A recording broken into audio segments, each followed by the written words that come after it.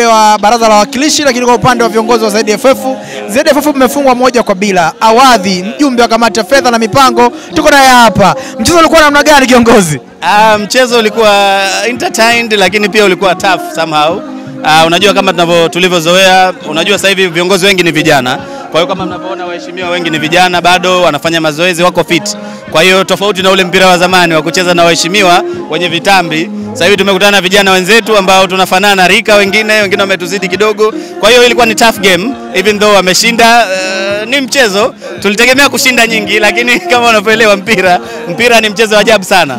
Sisi kwa sababu ya intensity tulioingia nayo, form tuliokuwa nayo, ari na mipango tulioingia nayo, tulitegemea ushindi. Lakini kwa sababu viongozi nao wazuri, ni vijana, wana ari, wameikamia mechi, wameshinda, ndio mwisho wa game.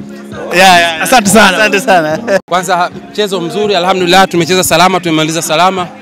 Sisi timu wa baraza la wawakilishi, kama ambavyo mmeona waheshimiwa wawakilishi wote kwa umoja, tumecheza na viongozi wa chama cha mpira cha soka Zanzibar ZFF.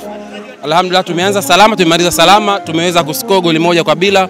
Kwetu sisi ile mchezo wa leo umekuwa kama ni mchezo wa kuadhimisha sherehe zetu za muungano. Tukasema na sisi kama viongozi tuje tucheze mchezo hapa na wenzetu kwa hali ya kuwekana mili sawa katika kipindi hiki, tukiamini mchezo ndio unaleta umoja, ungeleta afya, lakini unaweka mili yetu kuwa katika hali ya uzima na kuwa mizuri. Shukuru. Asante, natosha.